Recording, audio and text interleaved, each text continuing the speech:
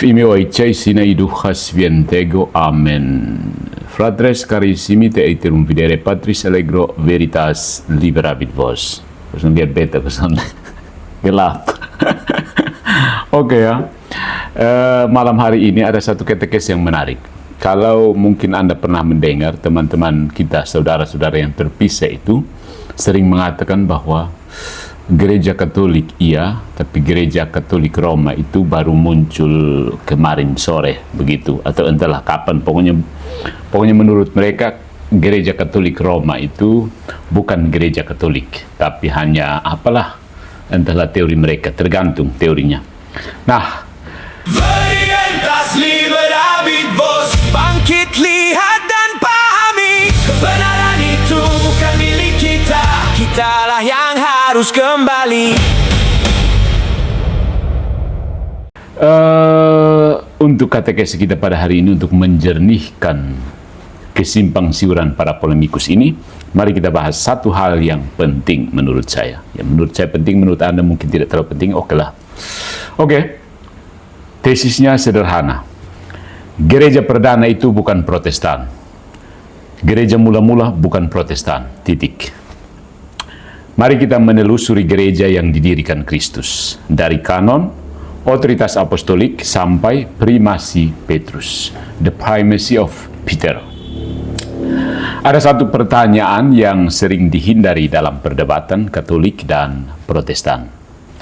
Kalau kita kembali sungguh-sungguh kepada gereja perdana, atau teman-teman kita, saudara tertepis itu mengatakan gereja mula-mula. Kalau kita kembali sungguh-sungguh kepada gereja mula-mula, sebenarnya kita akan menemukan gereja seperti apa? Ya. Apakah kita akan menemukan komunitas-komunitas independen yang masing-masing membaca kitab suci, menafsirkan sendiri, lalu memilih denominasi berdasarkan kesesuaian doktrin? Ya kan? Atau kita justru menemukan sebuah gereja yang kelihatan, mempunyai struktur, mempunyai uskup, mempunyai otoritas mengajar, mempunyai sakramen, mempunyai suksesi apostolik, dan bahkan mengenal suatu prinsip kesatuan yang terkait secara khusus dengan Petrus. Ingat, with Peter, cum Petros. Nah, di sini biasanya pembicaraan mulai menjadi tidak nyaman. Bikin son baku enak lagi kalau sudah sampai di titik ini. Karena banyak orang biasanya berkata, mari kita kembali ke gereja mula-mula, tetapi diam-diam di balik ajakan itu yang dimaksud sebenarnya, mari kembali kepada gambaran saya tentang gereja perdana. Ya, padahal sejarah tidak berkewajiban untuk menyesuaikan diri dengan denominasi kita. Sejarah tidak punya kewajiban itu. Dan ketika sumber-sumber Kristen awal benar-benar dibaca, gambarnya menjadi jauh lebih menarik, jauh lebih keren. Ya, kalau kita baca sumber-sumber Kristen awal secara benar-benar. Mari kita lihat. Yang pertama, jangan cari biji sesawi ketika pohonnya sudah tumbuh. Penting. Jangan mencari biji sesawi ketika pohonnya sudah tumbuh. Kesalahan pertama adalah membayangkan bahwa gereja yang benar hari ini harus tampak secara lahiriah persis seperti komunitas Kristen pada tahun 50 Masehi. Itu cara berpikir yang terlalu sederhana, Kristus sendiri menggambarkan kerajaan Allah seperti biji sesawi yang bertumbuh menjadi pohon. Artinya, pertumbuhan sudah termasuk dalam hakikat kehidupan gereja. Biji tidak menjadi tidak otentik ketika berubah menjadi pohon. Biji mangga, kalau sudah jadi pohon mangga bukan berarti dia tidak asli lagi.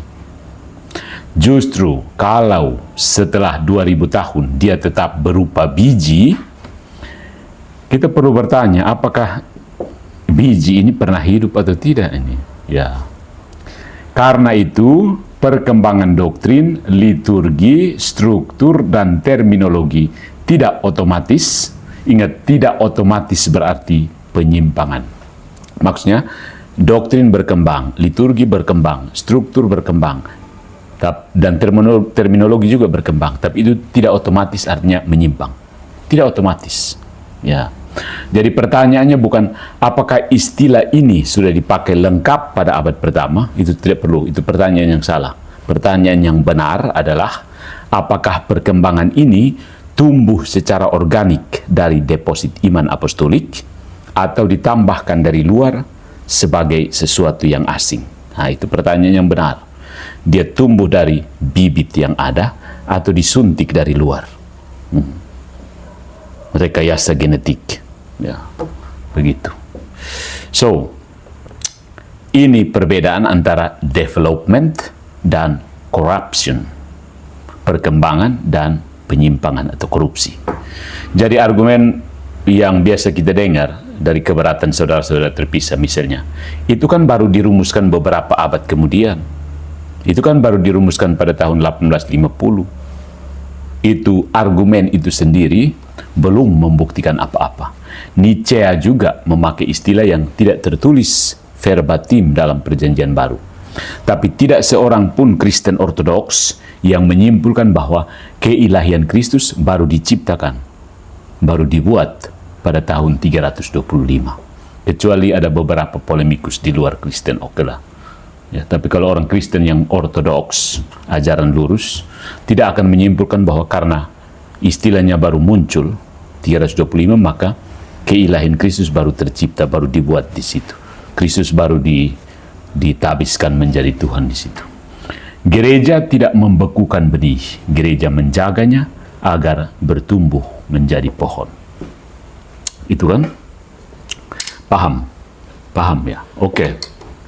Yang kedua, masalahnya adalah gereja perdana ternyata terlalu Katolik loh. Gereja perdana itu sangat-sangat Katolik. Gereja pertama itu Katolik, gereja perdana itu Katolik. Bahkan terlalu Katolik bahkan. Sangat Katolik sehingga kalau kita dari denom di luar Katolik kita agak malu melihat gereja perdana. Seharusnya banyak orang Protestan modern itu membaca Perjanjian Baru dengan asumsi bahwa jemaat mula-mula kurang lebih berfungsi seperti kelompok gerejawi mereka, komunitas gerejawi mereka sekarang ini. Ada Alkitab, ada pendeta, ada khotbah, ada komunitas, selesai. Begitu. Mereka pikir begitu. Tapi ketika tulisan-tulisan Kristen generasi awal dibaca, gambarnya tidak sesederhana itu. Kita menemukan struktur episkopal, otoritas uskup, perhatian serius terhadap suksesi apostolik, pandangan tinggi terhadap baptisan, pemahaman realistis terhadap ekaristi, kesadaran tentang kesatuan gereja, penolakan terhadap pengajar yang bertindak tanpa otoritas. Ya, ada seorang apologet Katolik, Joe Hesmeyer.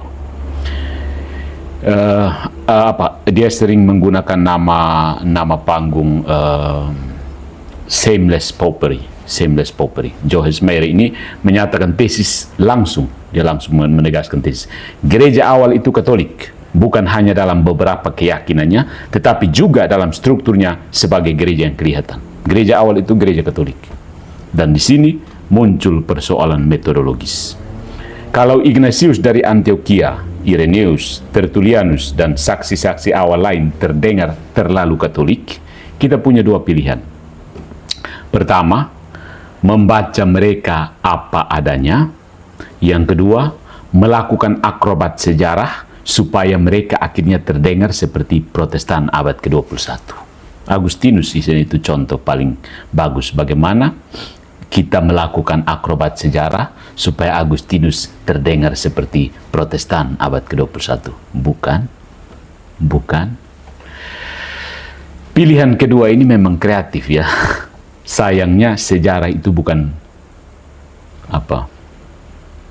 plastisin, sesuatu yang seperti plastik dibentuk sesuka hati ya. Dulu ada permainan ponaan perempuan itu punya permainan yang dia sebut kayak dari ada bling-blingnya, kayak lilin tapi lebih cair, dibentuk jadi apa saja, kemudian bisa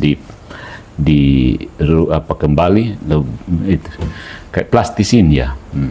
Ya, jadi sejarah itu bukan plastis ini, kita rubah sesuai dengan pemikiran abad ke-21 sekarang. Ya. Yang berikutnya, sola scriptura langsung berhadapan dengan pertanyaan kanon. Sola scriptura itu langsung berbenturan. Kita masuk ke persoalan yang lebih fundamental. Protestan itu sering berkata begini, otoritas tertinggi kami adalah kitab suci, Alkitab, atau mereka biasa sebut Alkitab kan. Otoritas tertinggi kami adalah Alkitab. Baik, pertanyaannya, kitab suci yang mana? Bagaimana kita tahu bahwa Matius, Markus, Lukas, dan Yohanes adalah 4 Injil kanonik? Bagaimana caranya? Tidak ada daftar isi ilahi dalam Perjanjian Baru.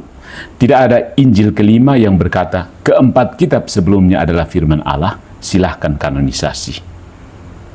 Dan bahkan kalau ada kitab kelima seperti itu, pertanyaannya segera muncul, ya, siapa menjamin bahwa kitab kelima itu sendiri kanonik?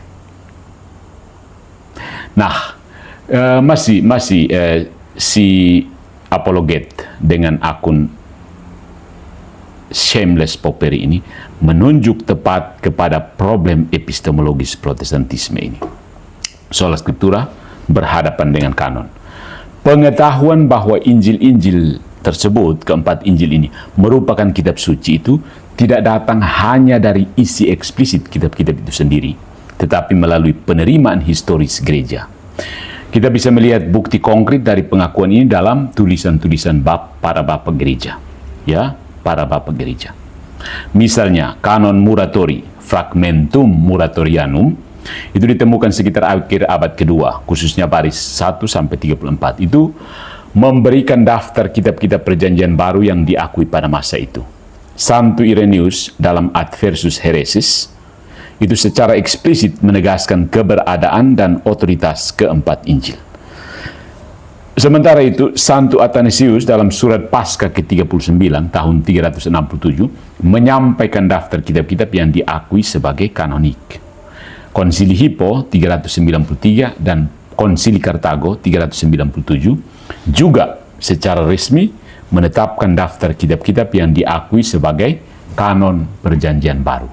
Ini menunjukkan bahwa proses pengenalan kanon berlangsung bersama kehidupan dan otoritas gereja yang nyata, yang kelihatan. Dan inilah titik yang sering dibuat kabur dalam dialog dan perdebatan. Katolik tidak perlu mengatakan bahwa gereja menciptakan firman Allah, itu karikatur. Ya, gereja mengenali, menerima, menjaga, dan menyerahkan kitab-kitab yang diilhami Allah itu.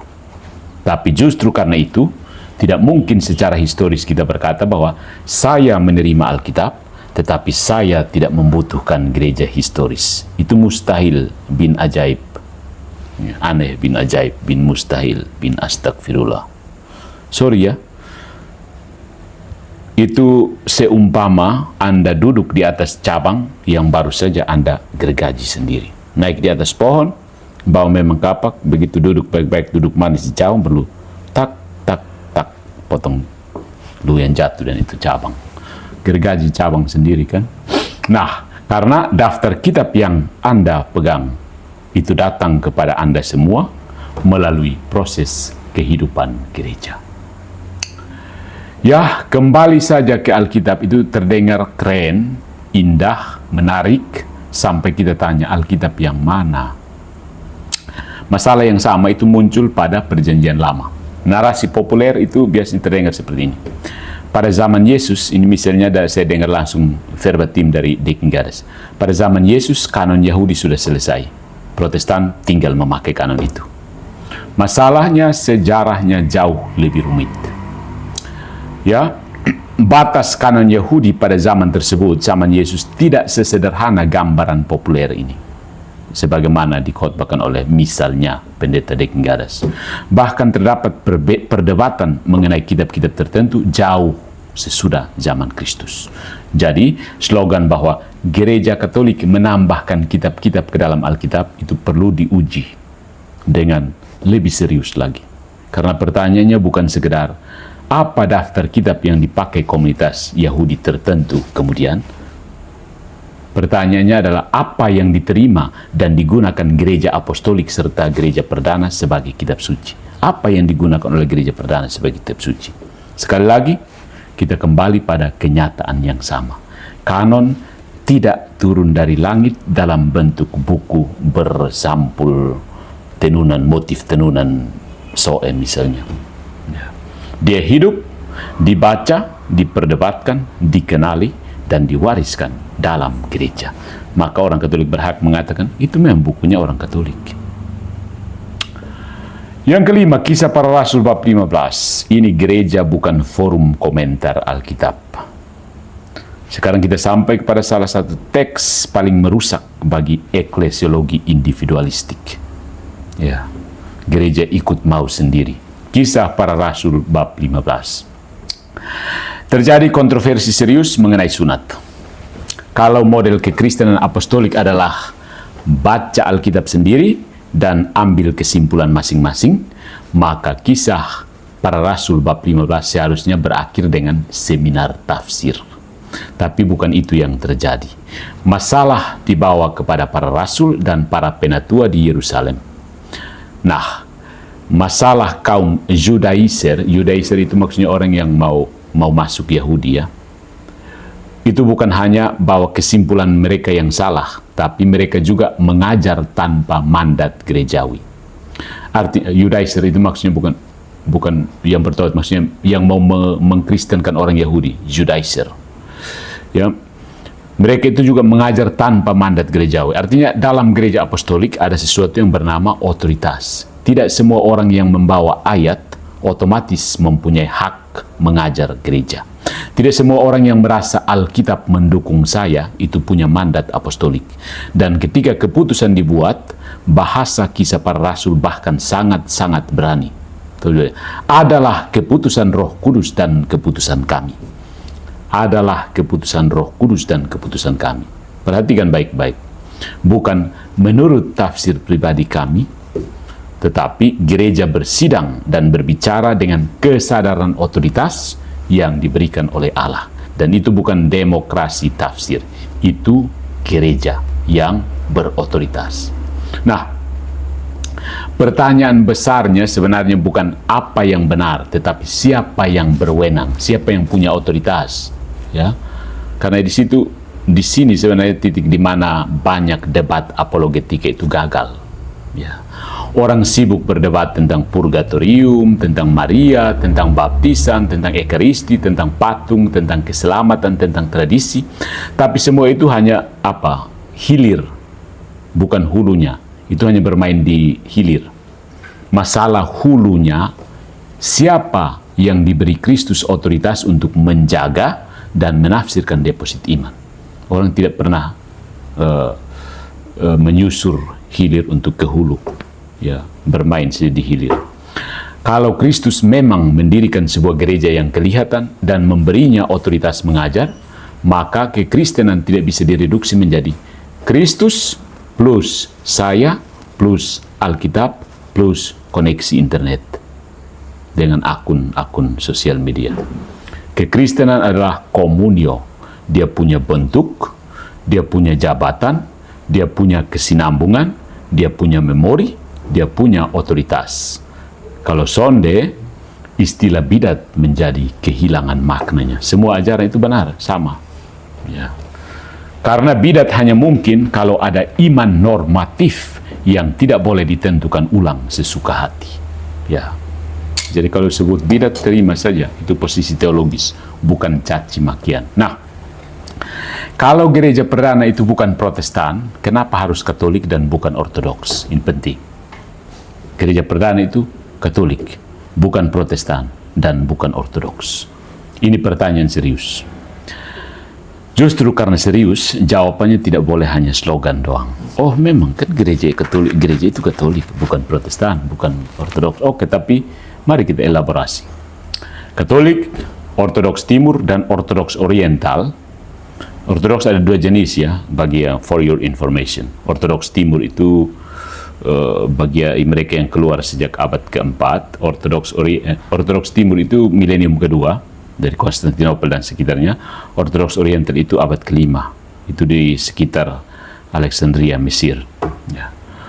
Ortodoks Timur dan Katolik, Ortodoks Timur dan Ortodoks Oriental semuanya punya klaim historis yang jauh lebih kuat terhadap kontinuitas apostolik dibandingkan dengan komunitas Protestan modern manapun di muka bumi ini. Tapi terdapat perbedaan penting antara Katolik dan Ortodoks, khususnya dalam soal otoritas dan kesatuan. Otoritas dan kesatuan. Gereja Katolik memandang Paus Roma sebagai pusat kesatuan yang terlihat dan sebagai otoritas tertinggi yang bisa secara definitif menyelesaikan persoalan iman bagi seluruh gereja. Sementara Ortodoks Timur dan Ortodoks Oriental punya struktur kepemimpinan yang kolegial, di mana tidak ada satu otoritas universal seperti Paus.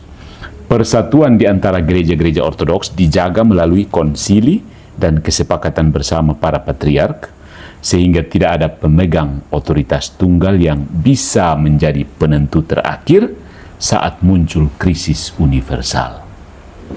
Jadi tidak heran kalau Ortodoks itu double skismatiknya banyak, skisma di atas skisma di atas skisma.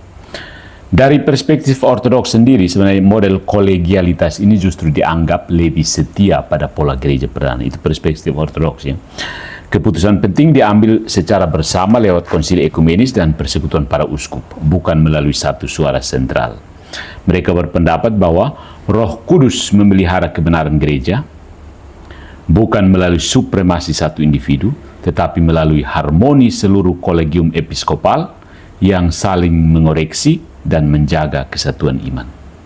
Ya, beberapa teolog Ortodoks itu menekankan bahwa pola ini bisa memungkinkan gereja itu tetap setia pada tradisi apostolik tanpa mengorbankan kebebasan dan keseimbangan antar gereja-gereja lokal.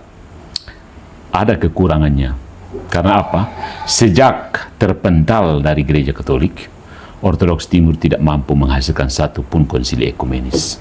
Nanti mereka akan mengatakan, kan sudah selesai. Selesai apanya? Gereja itu tetap bertumbuh, bukan tiba-tiba sampai sampai milenium kedua tiba-tiba jadi fosil, berhenti bertumbuh.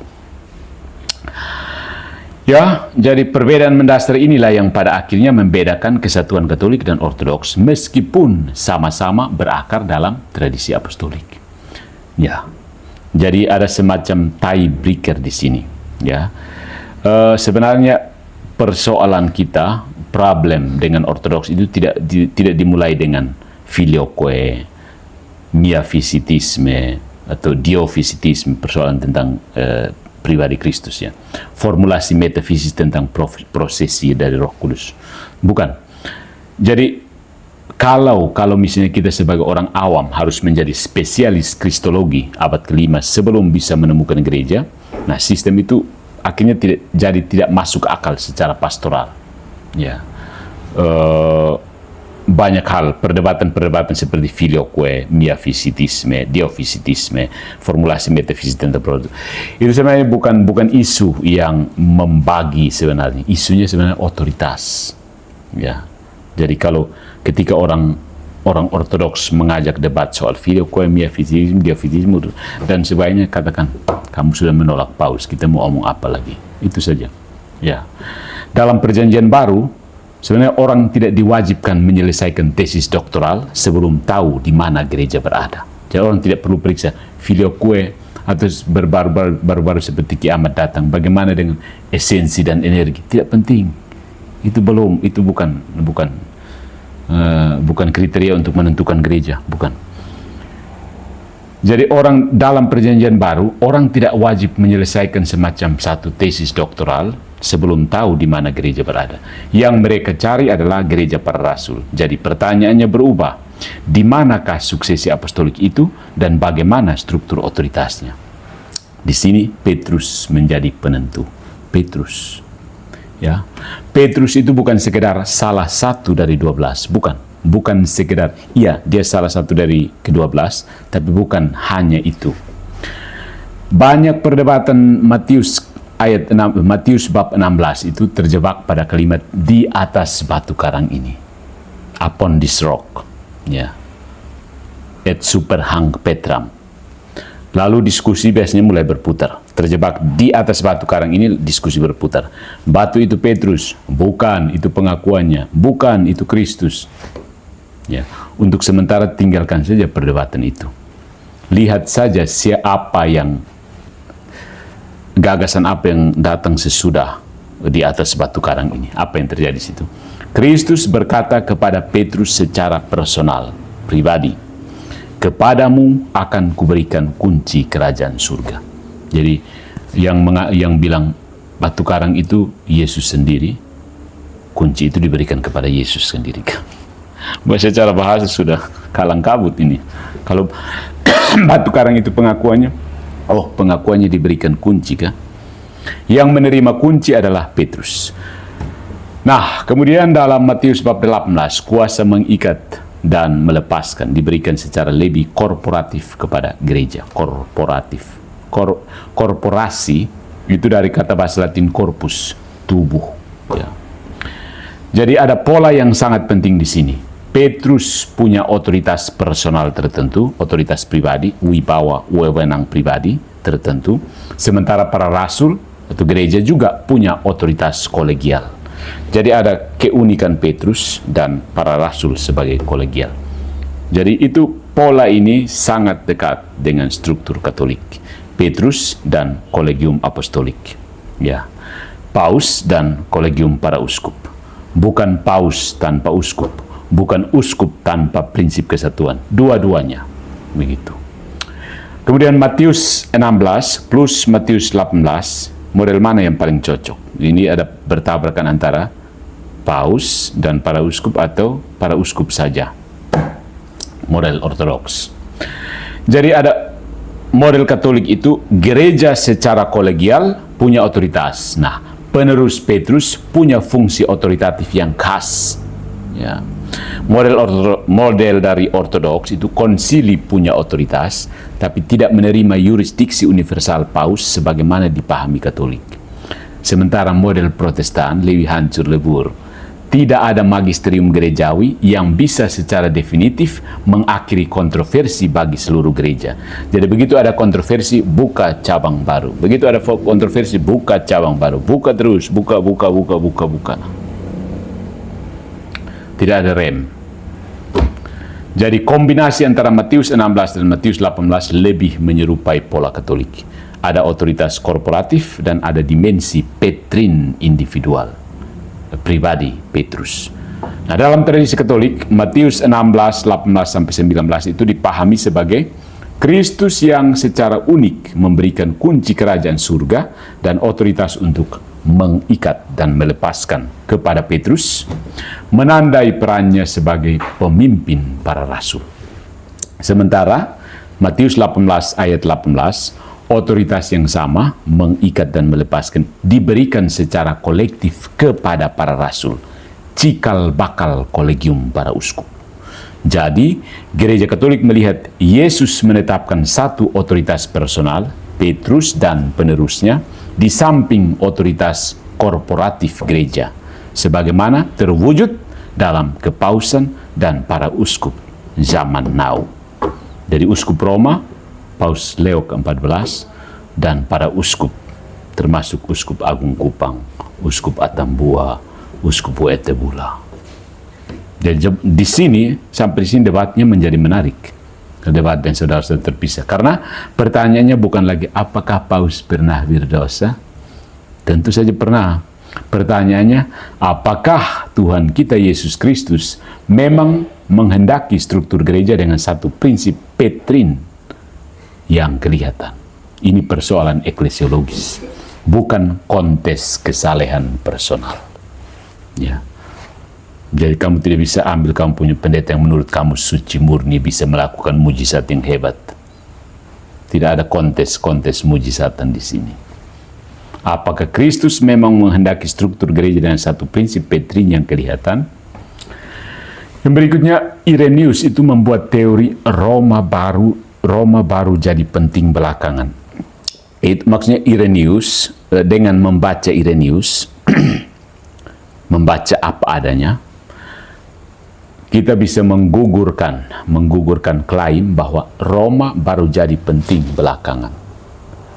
Atau ya, beberapa polemikus recehan itu mengatakan Katolik Roma baru berdiri, baru muncul tahun 1054. Kalau primasi Roma baru ditemukan setelah Konstantinus, kita berharap abad kedua masih hening ya. Tapi tidak sehening itu ya. Ada Irenaeus dari Lyon. Irenaeus bukan orang Roma. Dia berasal dari lingkungan Asia Kecil, Turki sekarang ya. Terkait dengan tradisi Polikarpus dan berdiri sangat dekat secara historis dengan generasi apostolik. Maksudnya yang langsung bertemu dengan para rasul itu.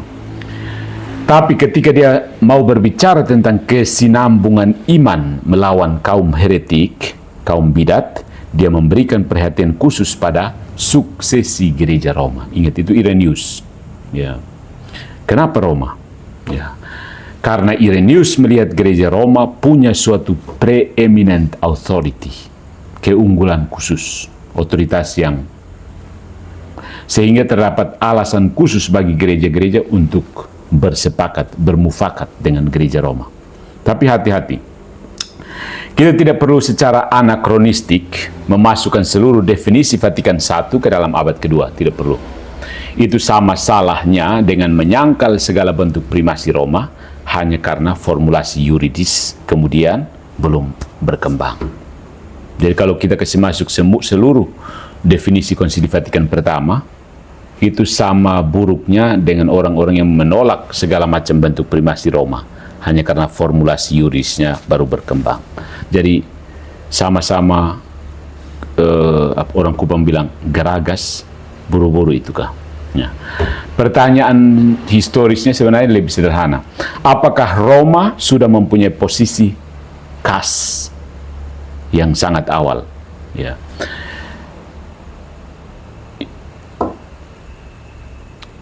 Biasanya banyak keberatan yang mengatakan bahwa kepausan baru diciptakan abad pertengahan. Sebenarnya itu terlalu malas ya, hanya untuk kepentingan polemikus. Begitu. Jadi itu tentang kepausannya. Jadi primasi Petrus itu ada banyak katekese di sosial media ini tentang kepausan itu ya. Silahkan temukan sendiri. Petrus dari Matius bab 16 dan Matius 18 sudah cukup, tidak usah. Bahkan ada apologet yang mengatakan bahwa bahkan tanpa ungkapan batu karang pun di dalam perjanjian baru Petrus digambarkan terkemuka. Contoh, salah satunya misalnya, coba periksa sendiri. Setiap kali ketika Alkitab mencatat nama para rasul, Petrus selalu duluan. Dan Yudas Iskariot selalu paling belakang. Oke. Nah, kemudiannya adalah suksesi apostolik. Itu bukan pajangan daftar paus dari Petrus dan seterusnya sampai sekarang Leo ke-14. Itu bukan sekedar pajangan nama para paus yang pernah menjabat sebagai kepala gereja di dunia.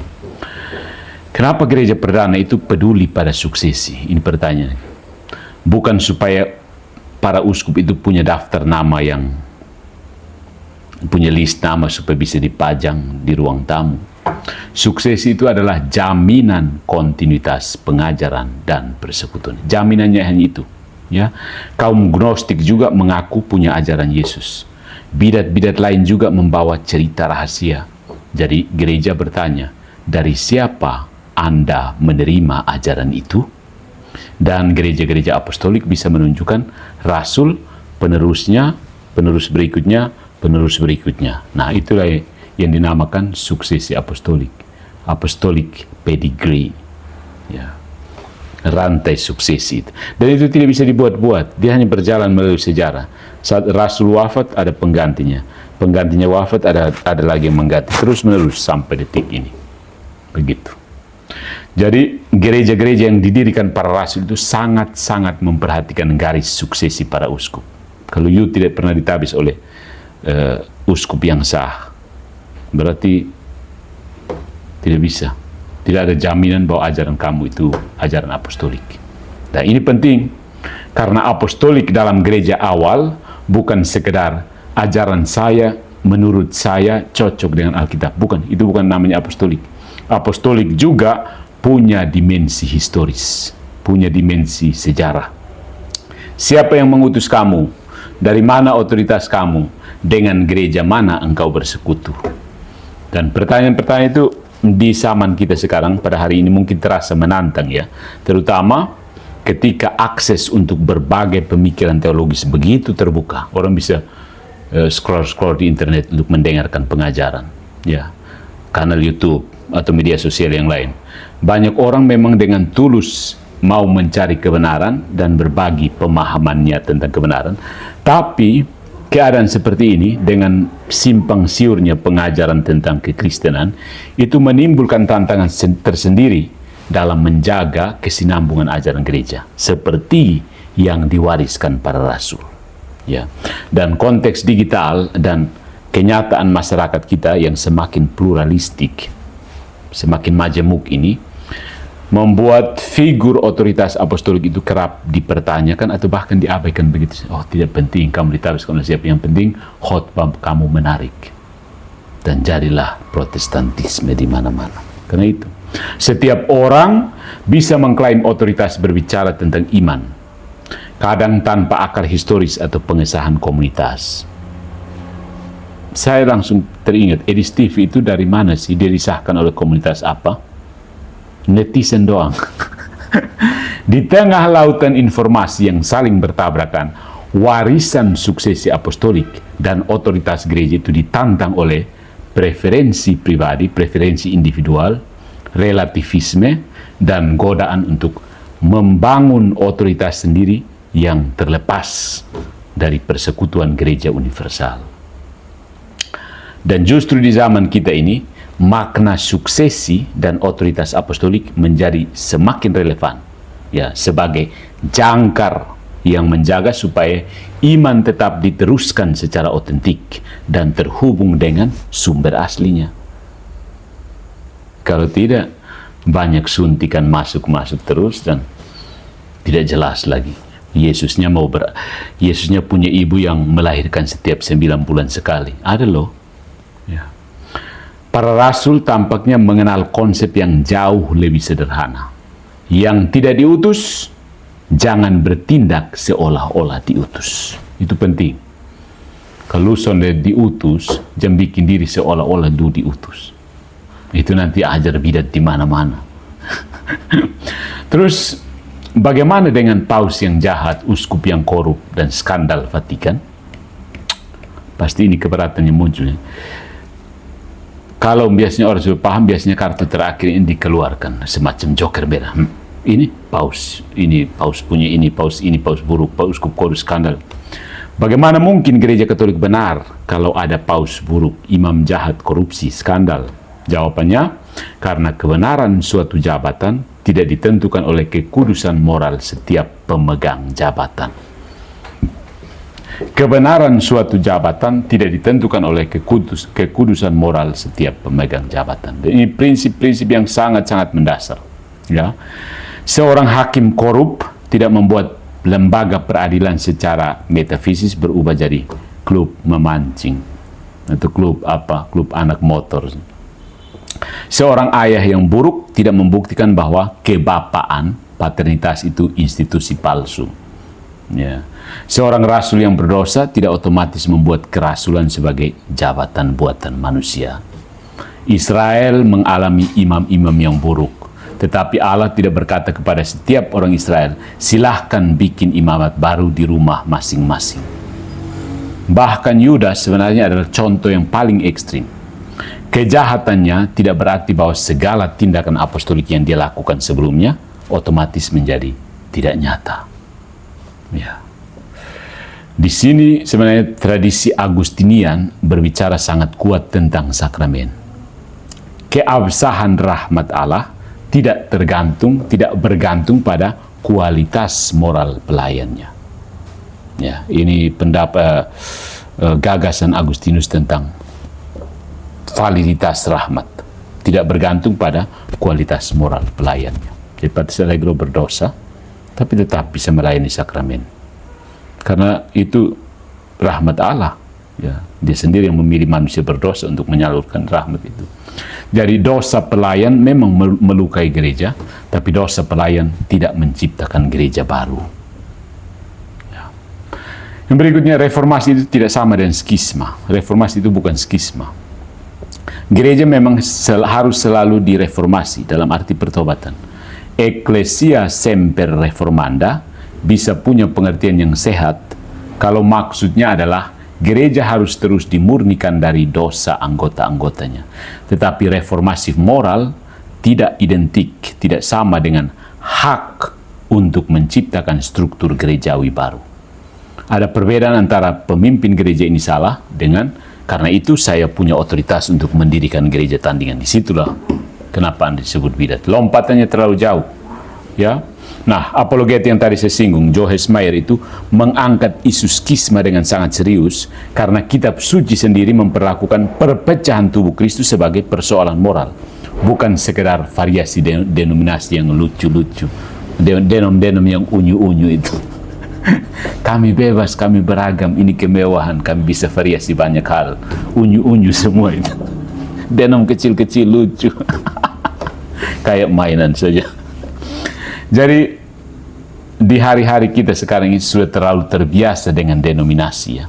Ada gereja A pecah menjadi B, gereja B pecah menjadi C pecah menjadi C Reformed, kemudian C Reformed pecah menjadi The Reformed Biblical, lalu kemudian C Reformed Biblical pecah menjadi C Reformed Biblical Genuine. Dan semuanya pasti akan berkata, yang penting sama-sama percaya Yesus. Kalau memang demikian, saudara-saudara, doa Kristus ut unum sint, supaya mereka semua menjadi satu, akhirnya menjadi slogan dekoratif.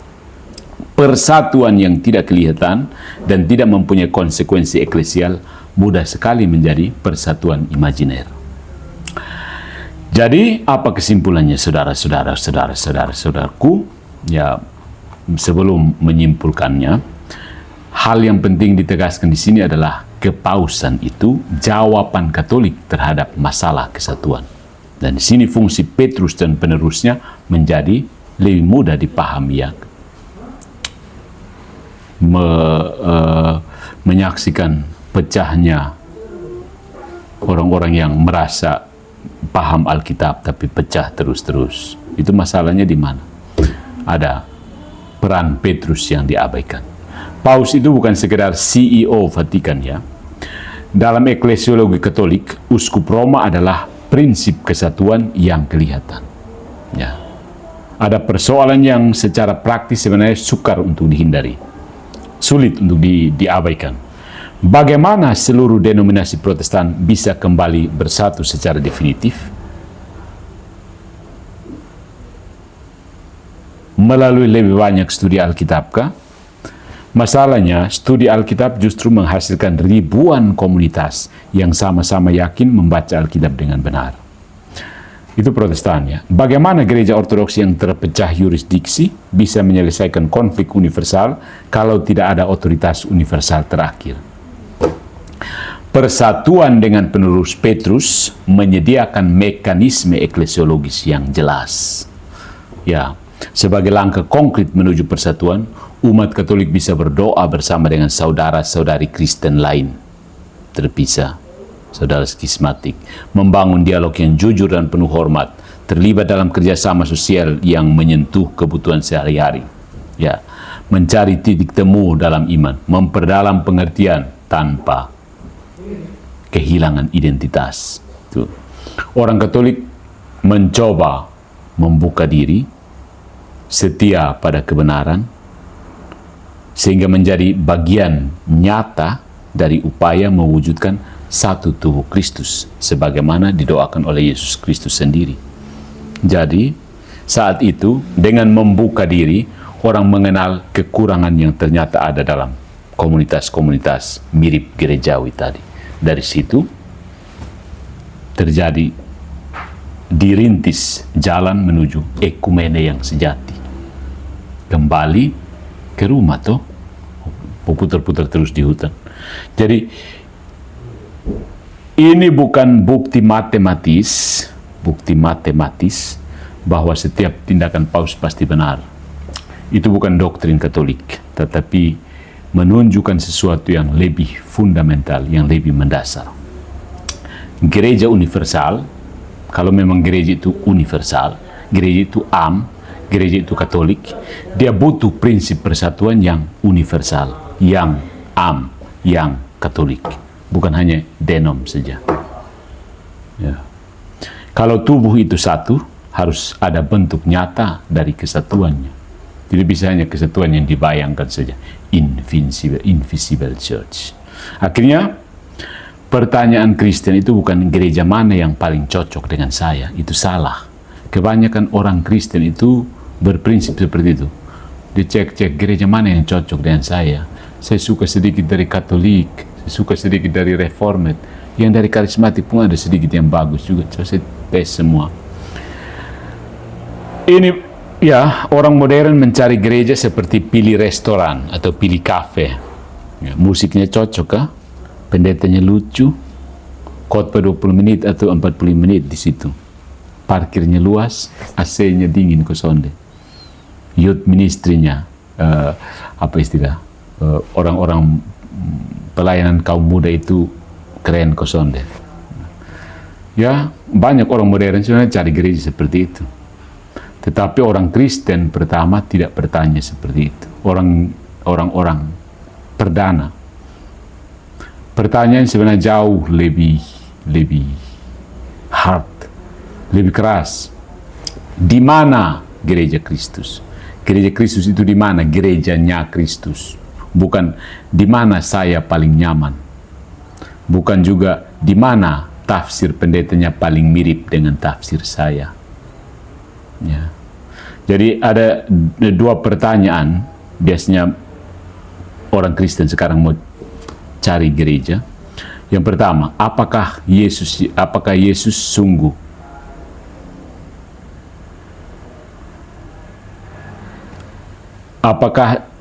yang dia ajarkan itu benar-benar Yesus?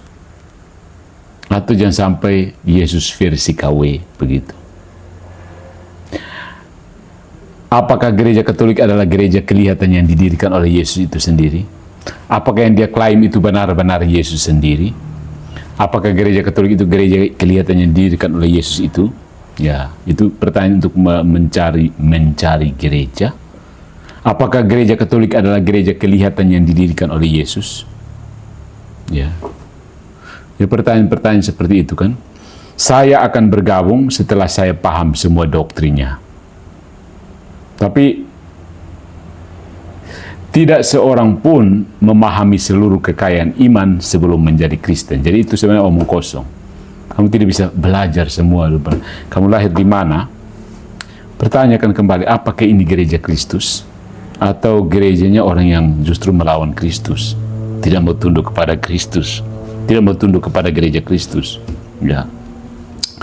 Jadi itu seperti contoh, seorang anak itu tidak harus paham seluruh genealogi keluarga atau seluruh pokoknya rumahnya, keluarganya, kakaknya, adiknya, bapaknya, mamanya. Dia tidak harus paham semua itu sebelum balik ke rumah. Datang ke rumah dulu baru bisa kenal. Cukup tahu bahwa itu rumah. Datang baru kenal semua dengan lebih mendalam. Jadi sebenarnya saudara-saudara, pembicaraan sedikit bertele-tele ini, masalah utamanya bukan Maria, bukan purgatorium atau patung sebenarnya. Perdebatan Katolik dan Protestan itu sering terjebak pada ranting kecil sebenarnya. Mana ayat purgatorium, mana ayat doa kepada orang kudus, mana ayat tentang paus. Pertanyaan-pertanyaan itu memang sah, tetapi ada pertanyaan yang lebih mendasar, lebih fundamental. Siapa yang menentukan bagaimana deposit iman apostolik harus dipahami? Kalau jawabannya saya sendiri setelah membaca Alkitab, maka setiap orang pada akhirnya menjadi magisteriumnya sendiri. Kamu boleh tolak paus, tapi jangan terlalu cepat merasa bebas dari magisterium. Karena yang sering kali terjadi hanya magisterium Roma diganti dengan magisterium saya sendiri. Saya bebas pilih. Mau ikut Rudi Layar Teologi kah? Atau mau ikut Deking Gadas kah? Atau mau ikut Philip Mantova kah? Saya bebas kan? Itu magisterium saya sendiri.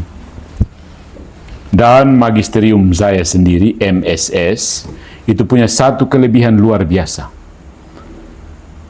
Magisterium itu selalu setuju dengan saya.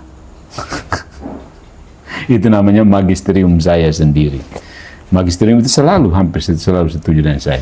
Gereja perdana justru menawarkan gambaran yang berbeda. Ada kitab suci, ada tradisi apostolik, ada para rasul, ada penerus, ada konsili, ada otoritas, ada suksesi, ada persekutuan, dan ada Petrus.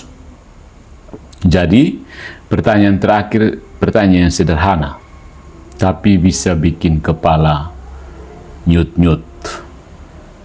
Kalau Kristus memang mendirikan gereja yang kelihatan, kenapa saya merasa berhak menciptakan bentuk kekristenan sendiri hanya karena saya mempunyai Alkitab di tangan?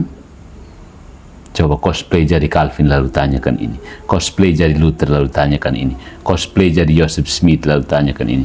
Cosplay jadi pendeta apapun dan tanyakan ini. Kalau memang Tuhan kita Yesus Kristus itu mendirikan gereja yang kelihatan, kenapa saya merasa berhak untuk menciptakan bentuk kekristenan sendiri hanya karena saya tamat STT dan belajar Alkitab 55 tahun misalnya? Oke. Alkitab itu firman Allah, tetapi Alkitab tidak pernah turun dari surga untuk mendirikan gereja. Alkitab tidak turun dari surga untuk mendirikan gereja. Sebaliknya, Kristus mendirikan gereja, mempercayakan Injil kepada para rasul, dan dari rahim komunitas apostolik itulah kitab suci perjanjian baru lahir, diterima, dijaga, dan diwariskan. Ya. Karena itu jalan kembali kepada kekristenan apostolik itu bukan Alkitab melawan gereja, tetapi Alkitab di dalam gereja apostolik yang melahirkannya, menjaganya, dan hidup darinya. Dan di situ persoalan dimulai. Yang selama ini kita berdebat-debat itu persoalan bermulai di situ. Dan bagi orang Katolik itu sebenarnya mulai kelihatan jalan pulang. Ya, Alkitab harus di dalam gereja apostolik yang melahirkannya, menjaga dan hidup darinya. Kalau Alkitab liar di tangan orang yang tidak jelas datangnya dari mana, dari Belanda kah atau dari Hong Kong begitu, itu tidak akan sampai pulang ke rumah. Jadi untuk orang Katolik perdebatannya bukan sekedar mana ayatnya, dan kalau perlu ketika ada orang yang mengajak pimpong ayat seperti itu, hindari. Ajak dia untuk kembali ke persoalan yang mendasar. Mari kita kembali ke gereja mula-mula. Oke, jadi sekian dulu. Kita pause sebentar, nanti kita sambung.